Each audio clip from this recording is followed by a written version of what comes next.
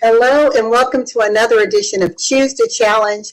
I am LaWanna Bradford, Chief Operating Officer of the Bradford Group, as well as Principal of the Bradford Group Consulting. And I am so excited to have my friend, my sister, my partner here on stage with me, Miss Gloria Fleets. How's it going, Gloria? Hi, Miss LaWanna. How are you doing today? And thank you for inviting me onto your show. I really appreciate it. Thank you. I'm so glad you said yes, because I know your schedule is busy. And I'm like, okay, we got to figure out how to make this thing do what it do, right? Right.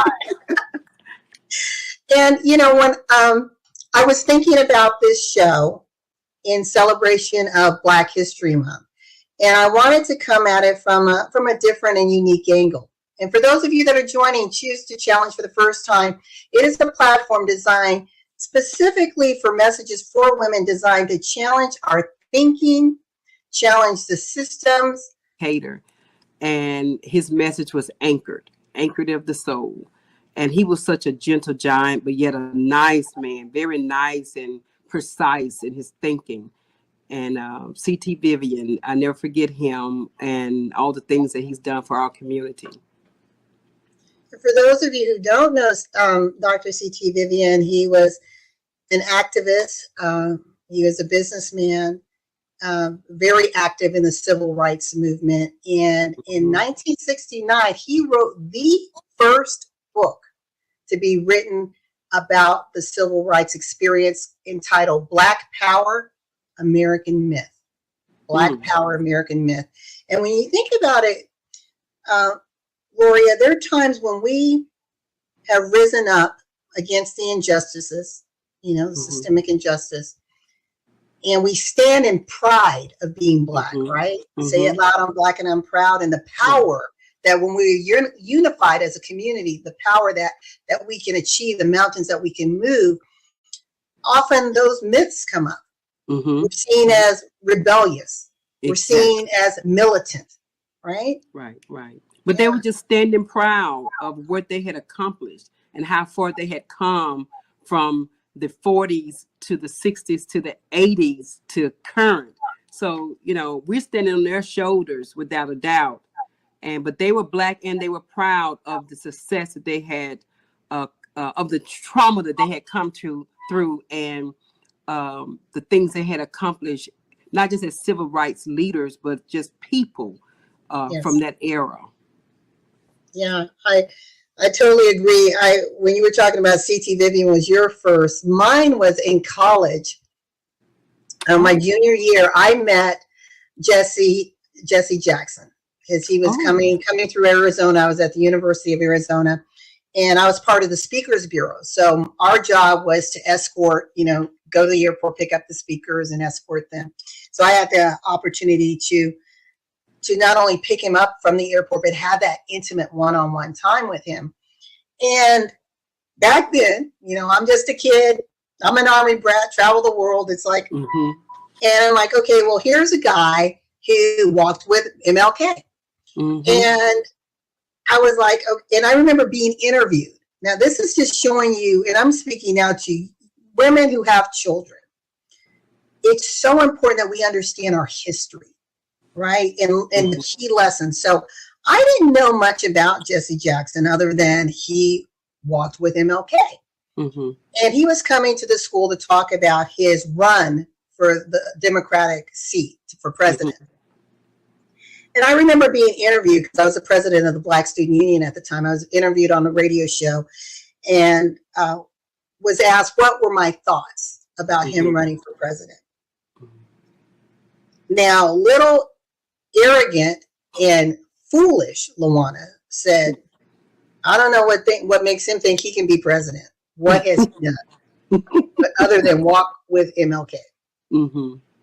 Again, not knowing the history, not knowing his why, not knowing how critical and pivotal he and Shirley Chisholm.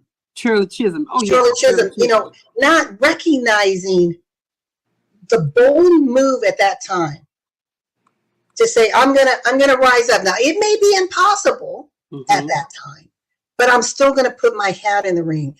And you know, to those that are listening, when we're daring to do something that someone else hasn't done, Mm-hmm. it actually gives hope. Yeah. It lets us see, oh, it's possible. If they made it now I can, like now Madison and Mason and Josiah, they don't know a life. This is pretty powerful. They do not know a life. And this is my niece and nephew and Gloria's youngest son. They do not know a life without a Black president. No, exactly. They do not know a life without the fact that we could have a woman of color as the vice president. Exactly. Can you imagine that? So in their mind, imagine how expansive they're looking at the world as possibilities. Mm-hmm. And then you look at our parents, they were kind of like boxed. Well, we're happy we got the vote. Exactly. You know, we got the Jesse vote. Jesse Jackson ran on hope. Hope. Keep hope alive. Yes. Keep hope alive. Yeah. I mean, that's all they had. That's all they had. I want to read this quote that I found from Jesse Jackson. He said, "America is not like a blanket, one piece of unbroken cloth. The same color, the same texture, the same size. America is more like a quilt, many patches, many pieces, many colors, many sizes, all woven together and held together by a common thread." Mm-hmm. That's it. That's America. That's basically the world. Yes. Yes. Yeah. I remember in 2010 when I met Congressman John Lewis. I was downtown at the office that I had in the Marriott Hotel building down across from Georgia Pacific. And I was putting one of my signs up on the window, and he come down, just brisking down the road with one of his counterparts. And I stopped him. I said, "Hi, Congressman John Lewis." He said, "Hi, how are you doing?" I said, "I'm doing fine." I said, "This is my office right here in my space." I said, "Won't you come in and look?" He said, "You have an office down here on Peachtree Street across from the Georgia Pacific building?" I said, "Yes, I do." And he said, "What is this?" I said, "It's an incubator." He said, "Oh my God, wow, this is great." And I said, "Yeah." I said, "I need to know how to get some of those dollars that my tax dollars are paying. I need to know how to get some of those grant funds that your office holds." And he said, "Well, you need to make an appointment with my secretary." But he said, "But I'm so proud of you." He said, "There's not an African-American business on this strip other than across over there in the West End, but right here at Peachtree." And he said, "I'm so proud of you." He said, "I wish you the best of luck." And I said, and then everybody started congregating around us right there in my front door on Peachtree Street. And I was just so honored that he would take the time to stop on his way to court to visit and to talk with me. Good trouble. Yeah. And I want to read that quote. And I was thinking, let me say this first. I want to read it. He says, "My philosophy is very simple." And we're talking about Congressman John Lewis. "When you see something that is not right, not fair, not just, say something, do something, get in trouble, good trouble, necessary trouble." Yes. And I remember when I first met him, because Gloria and I had the opportunity to work for the Metropolitan Atlanta Transit Authority, which is the 5th largest transit in the U.S. Yes. And it allowed us to meet a lot of movers and shakers on a national and local level, including these giants. And I remember we were at an event, it was a luncheon, and we were sitting at the table, and you're like, "LaWanna, there's Congressman John Lewis." I'm like, "Where do you go?" "Over there." I'm like, "Oh." You're like, "Go talk to him." I'm like, no, go talk to him. No, LaWanna, go and talk to him. It was at the Eggs and Issues breakfast downtown. Yes. Government, yeah. At the and he was so approachable, because the one thing I remember about being in his presence, when he looked at you, I felt like I was the only one in the room. Yes. He was so engaged in that moment, no matter how brief. Right. I was like, he saw me. He really just paused and saw me. He focused on what was in front of him. Yes. He didn't look to the right nor to the left when he was talking to that person or to you. Yes. Yeah. Good man. Yes. And, you think about that year, we lost 3 giants. We lost him. We lost Dr. C.T. Vivian. And we lost Dr. Joseph Lowery, who was our boss. Yes. Yes. And Dr. Lowery, again, these are all huge civil rights activists. He was walked closely with MLK. He founded the Southern Christian Leadership Conference, and it's amazing that literally, when we say he's our boss, we literally worked for him. He was the chairman of the board. And do you remember also we met Carolyn Maynard when we was over at Clark, Atlanta, with the picture that we took with them.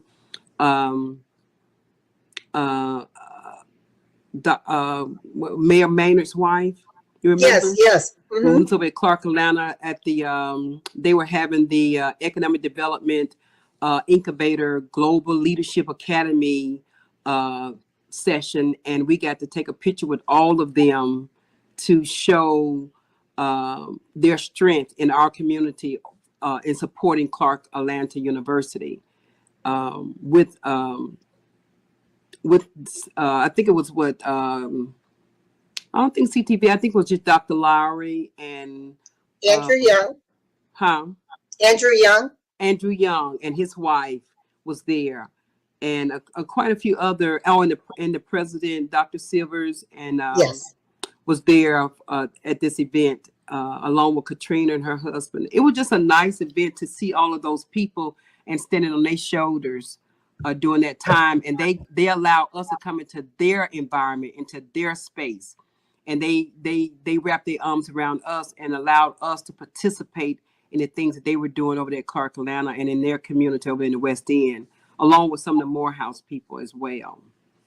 And I remember when we were talking to Dr. Lowery, because my parents were there and they got to meet them, and he and my dad were joking about who had the most hair, because Dr. Lowery had a head full of hair compared to my dad, and he was calling my dad youngster, and my father is 91 right now. So and this was, what was this, like 10 years ago or so? So yeah, it was in 2010. Yeah. Yeah. And so that was hilarious. But just to see just the humbleness of my parents being in their presence, it's like, and I was just wondering, what was going through their mind, because the things that were denied, our parents, like when my dad joined the military in 1948, it was still a segregated army. It was still segregated. When my parents got married in 1954, there were places that they could not travel. Even though my father's in the military, there were places they could not stop and eat at or sleep at when they were on their way to visit her family in Arkansas. And, when you think about, wow, and here they are sitting, talking, laughing with those that, that just really carried that mantle and bled, for the freedoms that we're experiencing today. So that was pretty cool. I want to read, got a quote from C.T. Vivian here. And he says, leadership is found in the action to defeat that which would defeat you. You are made by the struggles you choose. You're made by the struggles you choose. That's a mouthful right there. That's like a wow moment. You just have to pause and think about what you just read. You mentioned that you remember meeting Jesse Hill, and when I moved to Atlanta, we don't have any family in Atlanta, and I was like, oh, going to this place and don't know anyone. And my dad said, well, I need you to reach out to a good friend of mine. His name was Jesse Hill. I'm like, okay. My dad knew who Jesse Hill had become, but I did. So I'm like, okay. And when I found out who Jesse was, I'm laughing. I'm like, you and my dad are good friends. He goes, yeah, we were bunkmates in the Korean War. Wow. And it just stayed in touch all that time. So from the Korean War all the way to, to his death. Mm-hmm. And I mean, the moment I said who I was, he said, you're Bradford's daughter. And he invited me to his home. He had never met me. And I was just so amazed, again, with all of these that we're talking about, how open they were, how receptive they were for the young generation to come up to them. And Jesse Hill, for those of you that don't know, he's a big activist, businessman, but he was also the president and CEO of the largest Black insurance company in America, Atlanta Life Insurance. Atlanta Life. Yeah. Yeah. And to think, your dad had that relationship with him and you didn't know how deep it was. But then because he knew your dad and the weight that your dad carried, the honor, being in the military, he received you on the stance of your father and who he was and his integrity and his character. Of course you're Bradford, but still, we know people that have done great things, but their children haven't followed their footsteps. And I'm gonna leave it there. But he knew your father and he knew the stock that you come from. And that's something to be commended for. Yes, and speaking of stock, but I do want to echo what you're saying just for a moment. And I'm speaking specifically to the listening audience who are, our Black and brown community. Know your worth, your value, and that you matter and you are more than enough because of the divine hand that is on your life, and that you are put here for a time such as this. Your impression on the world will never come this way again. Right. And it's up to you to show up, to stand up, to make a difference in your sphere of influence, and stop being a sideliner in your own life. Just felt the need to say that. Someone needs be present. Be present. Yeah. Yeah. The other person who I met, and I don't know if we were together or not. Were you with me when I met Coretta Scott King at the dinner? Maybe not. We met her. I met her 3 times at the dinners. Okay. We was at Marta. Yeah. And I remember that was another one where, it was like, oh, there she is. Should I? And then I think it was you. How many times after I just get up? And I remember going up to her because she was at the head table. And I've met a lot of great people in my life. I've been blessed to have met 4 presidents. That is the only time that I could say I have been seriously starstruck, stumbling with my words. And if I could go back to that moment, I would have asked her a question. I just like, if you could leave me with one word, one sentence that would guide me, what would it be? But I was just like, I literally was sitting there grinning like an idiot. And I remember her saying, she looked at me and she's like, hello. And I'm like, hi. She asked me, do you have a name? And that high pitched voice, here.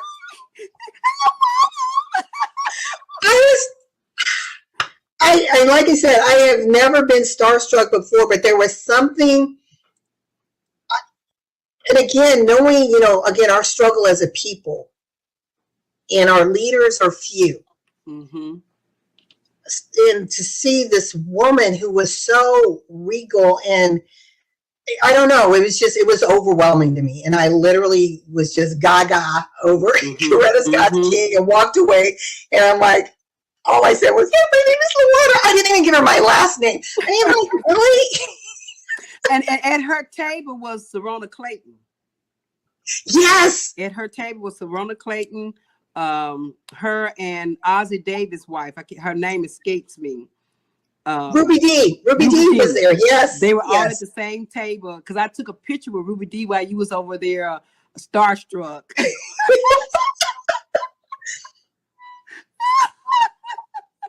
but it was a good experience. It was just, and we just have to give credit to the Metro Atlanta Rapid Transit Authority, because in external affairs and strategic planning, it allowed us to go out in the community and meet these giants. Yes. Gave us the training wheels, from the training wheels to the actual riding the bicycle, to being on the motorcycle, and then we was riding in the Mercedes Benz when we was meeting them. It's a metaphor. We thought we had a ride when we met them, but if it had not been for that tool that we used to get to know those people, we have to give credit to Marta, because it did give us that platform to be able to meet these people. Not to say that God wouldn't have planned us to meet them down the road, but at that point in our lives, they were there, and Marta was the tool that we used to get out to meet these people, to create partnerships and relationships along the way. Exactly. And what Coretta Scott King says, women, if the soul of the nation is to be saved, I believe that you must become the soul. I agree with that. Amen to that. Yes. I agree with that.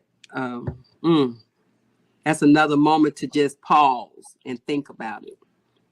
Yeah. Another person who we met, who has been influential in the Black community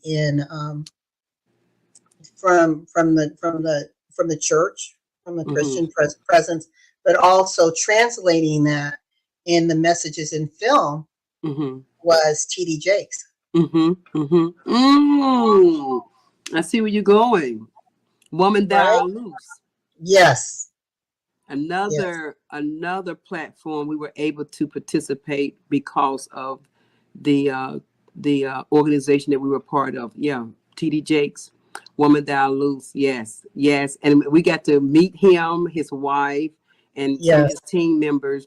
And ironic, when they showed that was over at the what was that stadium? The one downtown at the stadium downtown where they headed at. I can't remember the stadium either, across from the park. But they had a statue in there, a plaque on the wall with the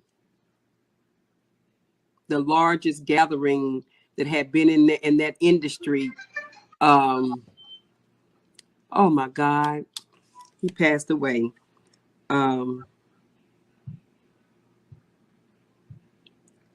I see his face. I just can't call his name.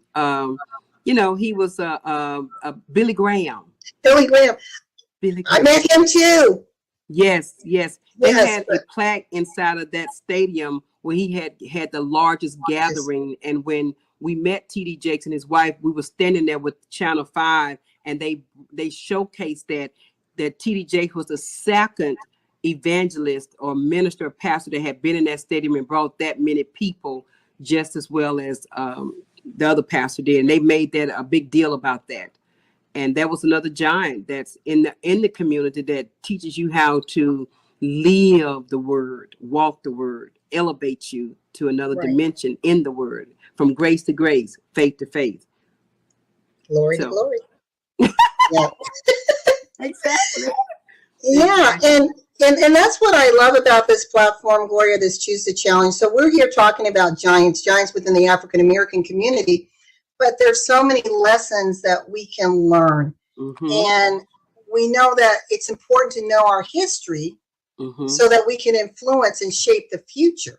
Exactly. But if we don't know our history, it's sort of like the blind leading the blind, knowing from the stock that which we came, and when we're saying we're standing on the shoulders of giants, we really are. I mean, these individuals, giants in your respective community, your parents, people who have influenced you, that gave you a leg up when you yet were not even able to stand. Yes. And so the one thing that I love about us as a people, and I'd like to turn it over to you to kind of close on this, is overall, we are known as a people of faith. We are a faith walking people, and that faith that reliance on God, those old gospels, those old hymns, or what has carried our ancestors through. And the prayers of the grandmama, right? All of those, I mean, that's our culture, that's our heritage. God is our heritage. Exactly. And so I want to turn that over to you. I'm going to take myself down and let you talk a little bit about that with our people. Okay, thank you. Well, I want to say 2 Corinthians 4:13 says, speak life and not death. And since we have the same spirit of faith, as the word says, according to what is written, I believe and therefore I speak. And as we believe, therefore we speak, knowing that, that the Lord God has raised Jesus up and that we will be with him in the end. And I want to say to you women, to you men, you young people, stand firm in what you believe. Stand firm in your faith, and trust the God that's in your life. I believe, therefore I speak. I believe, therefore I act. I believe, therefore I leap. You may not have it all written down. You may not have the plan all together, but at the end of the day, write the vision, make it plain enough that a 3-year-old can pick it up and read and run with it. Therefore, you'll be able to consciously see where you're going, where you're headed, and you allow the Holy Spirit to guide and lead you in the way that you should go. And God is not the author of confusion. So if you keep your vision and your mission simple enough, then a giant may come along and pick it up and read it and fund your project. This has been Gloria Fleets with Veterans Metroplex Corporation, VMPCinc.com. And we are standing with you in faith. We are standing with you in hope. And we hope that you are anchored deep down so that you can grasp hold to what God has for you in this time and in this day and in this hour. The season is yours. Lay hold on it. This has been Gloria Fleets. Thank you so much, LaWanna Bradford. Thank you. I love that. That is a drop the mic moment. Thank you so much, Gloria, for joining me on this platform. It's always a pleasure to work with you and just share our stories, share our life lessons, and I believe that this will touch and give some ahas to people along the way. And yes, like you said, Gloria, you never know who's watching you. You never know what opportunity may be there. That person of influence may cross your path, or you may find yourself in this seat of influence to help someone else along the way. Right? That is correct. That's correct. Because LaWanna is an influencer too. Oh, thank you. Well, to our listening audience, this has been another edition of Choose to Challenge with my guest, Miss Gloria Fleets, as we talked about standing on the shoulder of giants. And we ask that you continue to be safe, stay faithful, and just remember that when your vision intersects with opportunity, meaning those giants that may come across your path, success, elevation is inevitable. Until next time, bye everyone. Bye-bye. Be blessed.